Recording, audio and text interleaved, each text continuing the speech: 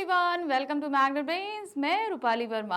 आज लेकर आए हैं हम क्लास 8th की बुक मल्हार का अध्याय संख्या 7। तो अभी तक आप 6 अध्याय कर चुके हैं। ठीक है, 6 अध्याय में आपने अभी तक बहुत सारी कविताएं, कहानियां, सब कुछ देखी। ठीक है, इवन कबीरदास के दोहे भी पढ़े हम लोगों ने।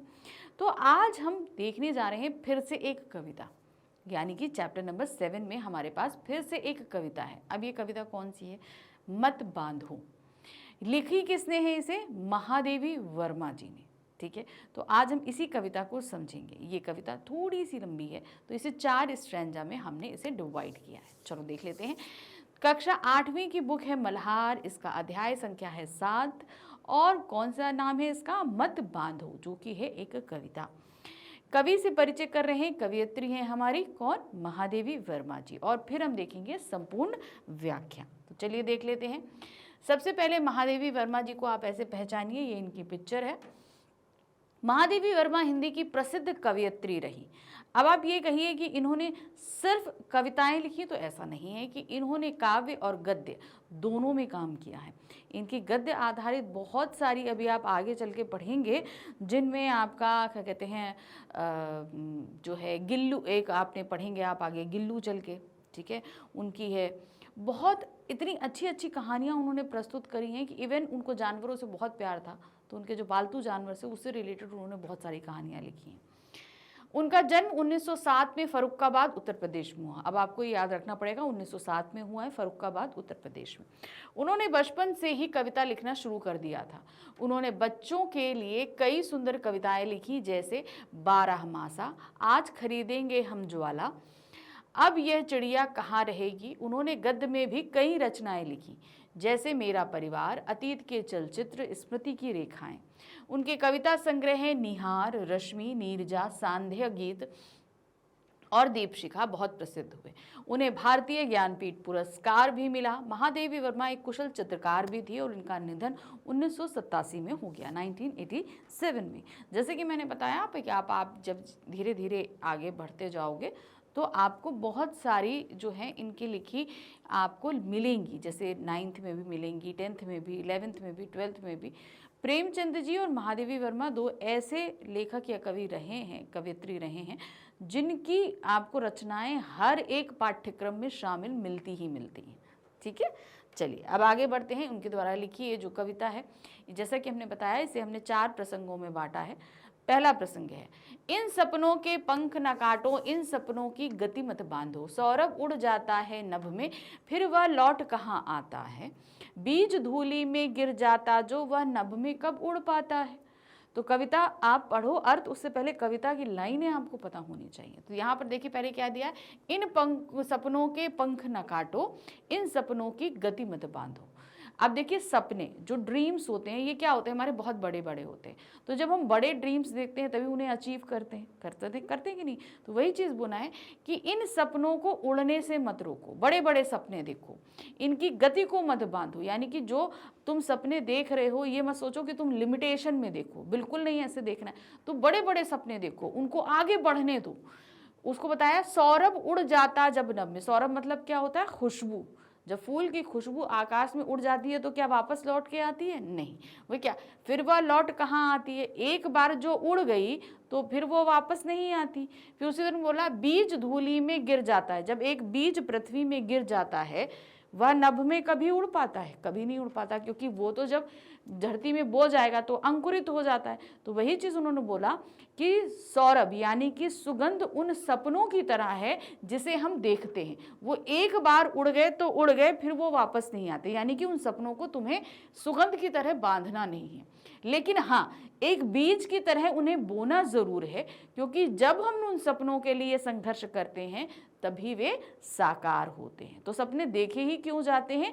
ताकि हम उन्हें साकार कर सके। तो इन्होंने बहुत अच्छे प्राकृतिक 2 चीज़ों यानी कि सुगंध और बीज के माध्यम से ये बताया है कि इन सपनों को तुम वैसे ही उड़ने दो, बड़ा होने दो, जिस तरीके से सुगंध उड़ती है। ठीक है, उन्हें बांधो मत, उन्हें कभी वापस लेके नहीं आओ। और लेकिन साथ ही साथ उन्हें एक बीज की तरह धरती में बो दो, यानी कि उसे साकार करने के लिए संघर्ष करो, ताकि वो आगे चलकर बड़े हो सके। अब इसकी व्याख्या देखिए कैसे करेंगे। इन पंक्तियों में कवियत्री कहती है कि सपनों के पंख मत काटो और उनकी उड़ान को मत रोको। जैसे फूलों की खुशबू हवा में उड़कर आसमान में चली जाती है और वापस नहीं आती, वैसे ही सपने भी स्वतंत्र होने चाहिए, उन्हें बांधना हमें नहीं चाहिए। अगर बीज को मिट्टी में गिरने से रोक दिया जाए तो वह कभी पेड़ बनकर आसमान तक नहीं पहुंच पाएगा। यानी कि सपने को अगर हम सिर्फ आसमान में ही उड़ने देंगे, हम उसे जमीन में नहीं लाएंगे, तो क्या उसे हम साकार कर पाएंगे? नहीं। इसका मतलब है कि सपनों को खुलकर उड़ने और आगे बढ़ने का मौका देना चाहिए, हमें उसे बड़ा करना चाहिए, लेकिन उसे साथ ही साथ धरातल, वास्तविकता के धरातल पे भी लाना चाहिए ताकि उसे हम साकार कर सकें। नेक्स्ट है, अग्नि सदा धरती पर जलती, धूम गगन में मंडराता है, सपनों में ये दोनों की ही गति है, उड़कर आंखों में आता है। अब इसका तात्पर्य क्या है? देखिए, सबसे पहले देखिए, अग्नि सदा धरती पे जलती है। अब अग्नि कहाँ है? धरती पे जल रही है, मगर उसका धुआं कहाँ? आसमान में जाता है। ठीक है, सपनों के दोनों ही गति है, सपनों के दोनों ही गति है, यानी कि क्या है? सपने जो है आग की भांति भी हैं और धुएं की भांति भी हैं। कैसे? अब धरती पे रहकर ये आंखें उन सपनों को देखती हैं, वो सपने धुएं की तरह मंडराते हैं। तो यानी कि सपने जो हैं वो अग्नि भी हैं और धुआं भी है, दोनों ही है।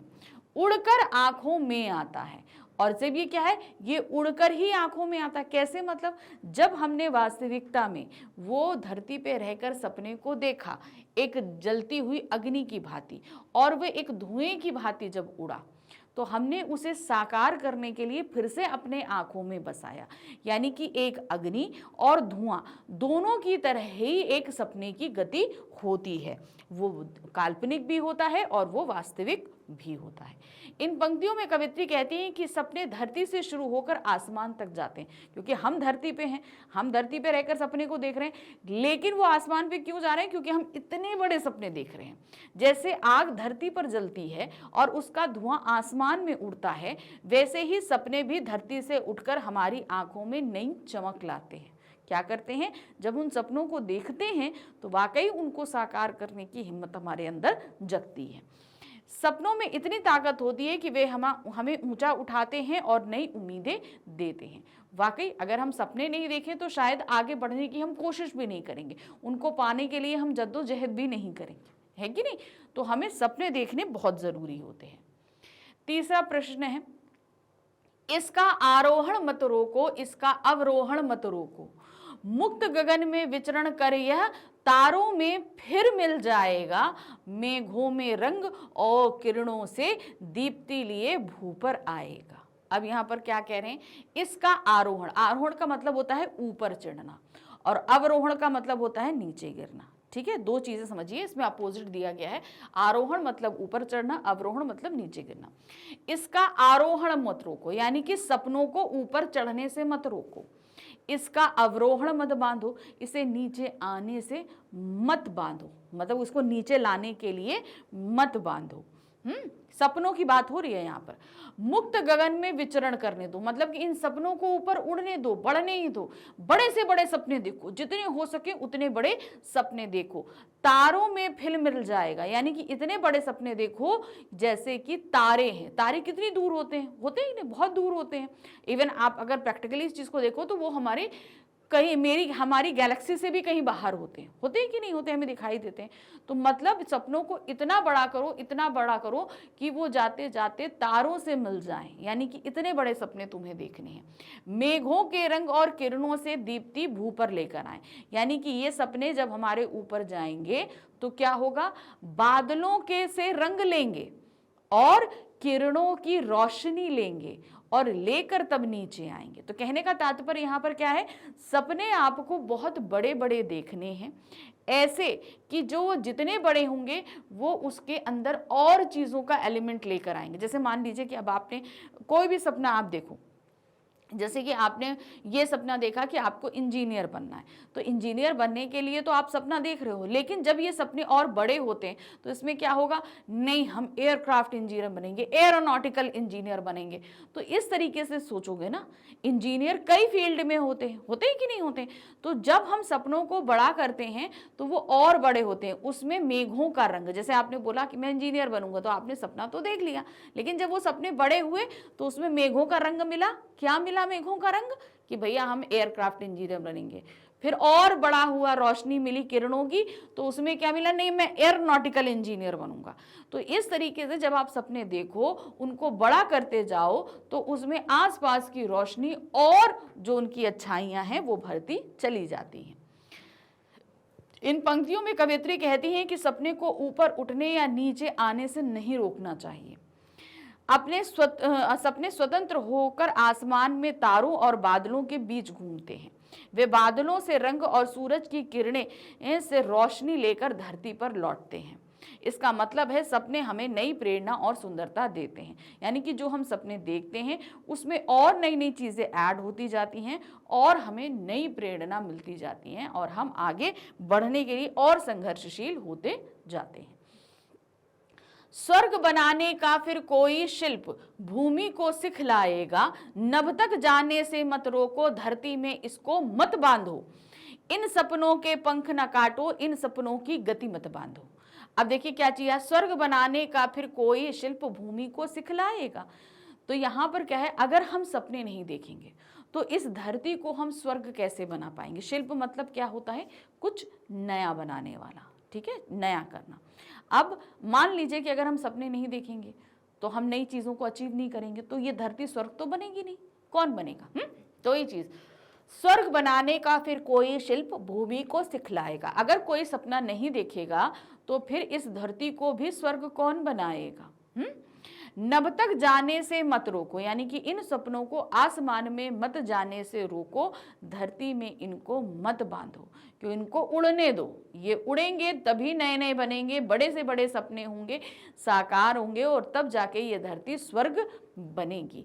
इन सपनों के पंख न काटो, इनको उड़ने दो आसमान में, इनको मत बांधो, इनकी गति को मत बांधो, इनको मत रोको।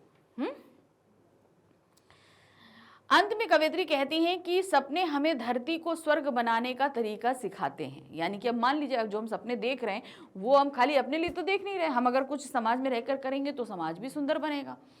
हमें सपनों को धरती से बांधने या आसमान तक जाने से रोकने की कोशिश नहीं करनी चाहिए। सपनों को स्वतंत्र देने से वे हमें नई राह दिखाते हैं और दुनिया को और सुंदर बनाने में मदद करते हैं। वो हमें आगे बढ़ने की रास्ता देते हैं और वो बहुत ही सुंदर बनाते हैं इस पूरी पृथ्वी को। ठीक है, तो ये थी हमारी कविता मत बांधो। बहुत छोटी सी कविता थी, लेकिन उन्होंने ये बहुत बड़ा एक संदेश दिया है महादेवी वर्मा ने कि आप जो कोई भी सपना देखते हो कभी भी उसको लिमिट करने की कोशिश नहीं करो।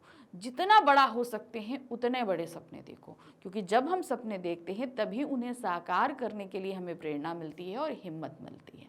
तो ये एक प्रेरणादायक कविता हमको हमारे सामने महादेवी वर्मा जी ने रखी है। कविता तो पढ़ ली, लेकिन अब हम समझेंगे क्या इस चैप्टर के एनसीईआरटी क्वेश्चंस जो इसके साथ में दिए गए। तो थोड़ा सा इंतज़ार करना है। कितना करना है? थोड़ा सा इंतज़ार करना है और हम मिलेंगे कल इस चैप्टर के एनसीईआरटी क्वेश्चन के साथ। तब तक आपको क्या करना है, आपको चैनल को लाइक करना है, सब्सक्राइब करना है, शेयर करना है और साथ ही साथ अगर आपको ई बुक्स और ई नोट्स चाहिए तो नीचे डिस्क्रिप्शन में लिंक दिया गया है, उसके थ्रू आप इन्हें प्राप्त कर सकते हैं। ठीक है, तो चलिए जल्दी मिलेंगे हम वादे के मुताबिक कल एनसीईआरटी क्वेश्चंस के साथ। Thank you for watching, bye bye.